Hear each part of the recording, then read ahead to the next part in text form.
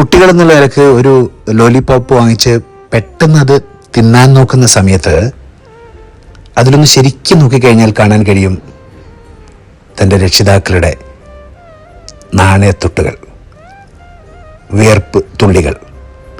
ഇനി ഒരു ഉത്തരവാദിത്വമുള്ള രക്ഷിതാക്കൾ എന്നുള്ള നിലയിലോ നമ്മൾ നിരന്തരം പുതിയ ട്രെൻഡ് അനുസരിച്ച് വാങ്ങിച്ചു കൂട്ടുന്ന ഗാഡ്ഗറ്റ്സുകൾ, അതിലെല്ലാം നമ്മളൊന്ന് ശ്രദ്ധിച്ചു നോക്കിക്കഴിഞ്ഞാൽ നമ്മളുടെ മക്കളുടെ കുടുംബത്തിൻ്റെ ഒരംശം, ഒരു ഭാഗം, ഒരു നാണയത്തൊട്ട് അതിലൊക്കെ നമുക്ക് കാണാൻ കഴിയണം.